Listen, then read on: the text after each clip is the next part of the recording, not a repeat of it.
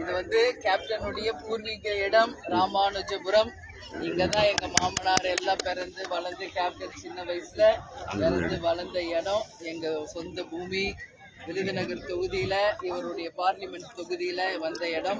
அதுக்கப்புறம் தான் கேப்டன் அவங்க குடும்பத்தோட மதுரைக்கு போனது எல்லாம் உங்களுக்கு வரலாறு தெரியும். இந்த இடம் கேப்டன் பேர்லயே இருக்கிற இடம். இங்க வந்து இன்னைக்கு தம்பி கையால கொடி ஏற்றி இருக்காரு. அது மட்டும் இல்லாம இன்னும் இந்த இடத்துல இந்த மக்களுக்கு நாங்க கொடுத்த வாக்குறுதிப்படி ஒரு கல்யாண மண்டபம் கட்டி இந்த இடத்தெல்லாம் நாங்கள் டெவலப் பண்ண இருக்கிறோம். அதனால இன்னைக்கு எங்க பூர்வீக இடத்துக்கு வந்ததுல உண்மையிலே மகிழ்ச்சி அடைகிறேன். எங்க விருதுநகர் மாவட்ட செயலாளர் ஷெரீஃபுடைய மகளுடைய திருமணத்துக்காக இன்னைக்கு நாங்கள் விருதுநகருக்கு வந்திருக்கோம். அந்த வகையில் உங்க அத்தனை பேரையும் சந்திச்சதுல மகிழ்ச்சி. நீங்க வேற எதுவும் கேட்கணும்னு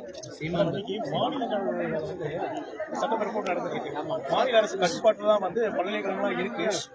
ஆளுநர் வந்து அவருடைய கட்டுப்பாட்டுக்கு கொண்டு போறாரு, இது அவருடைய சுயநலத்தை காட்டுதுன்னு சொல்லி முதல்வர் ஸ்டாலின் சொல்லிட்டாங்க. அந்த கருத்தை நீங்க எப்படி பாக்குறீங்க? இது வந்துங்க, எல்லா யூனிவர்சிட்டியுமே நீங்க பாத்தீங்கன்னா ஆளுநரும் ஆளுங்கட்சியும் இணைந்துதாங்க அது பண்றாங்க.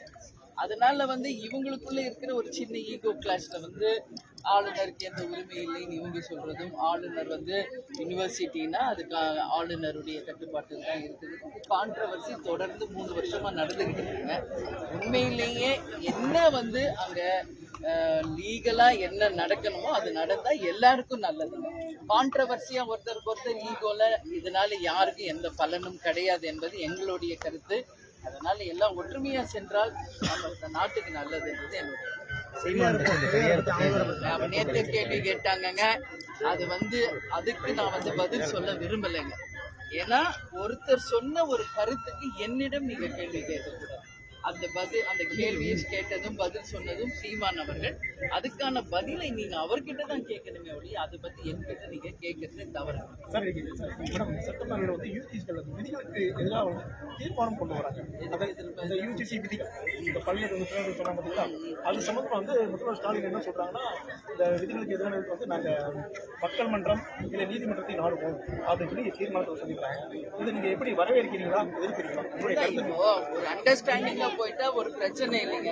தொடர்ந்து 3 வருஷமா ஆளுநருக்கும் ஆளுங்கட்சிக்கும் தொடர்ந்து இந்த மாதிரி ஒரு முரண்பாடான விஷயங்கள் நடந்துகிட்டே இருக்கு. அவர் சட்டசபைக்கு வர்றது, கொஞ்ச நேரத்திலேயே வெளிநடப்பு பண்றது, நம்ம தொடர்ந்து இது பார்த்துட்டு இருக்கோம். அதனால வந்து இன்னைக்கு அவருக்கு அவங்க கிட்ட கேட்டா அவங்க தரப்பு நியாயங்கிறாங்க, ஆளுங்கட்சி கிட்ட கேட்டா எங்க தரப்பு தான் நியாயம்ன்றாங்க. அதனால நான் என்ன சொல்றேன், அவர் சொல்ற பிறகு நீதிபதியை நீ தான் முடிவு எடுக்கணுங்க. நீதிமன்றத்துக்கு செல்வதுதான் இதுக்கு சரியான தீர்வாங்க.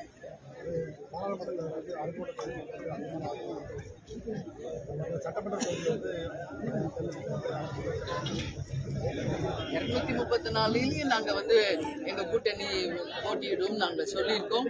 யார் எந்த தொகுதி யார் வேட்பாளர் என்பதை இப்ப நான் சொல்ல முடியாது. ஏன்னா இன்னும் 1 வருஷம் இருக்குதுங்க.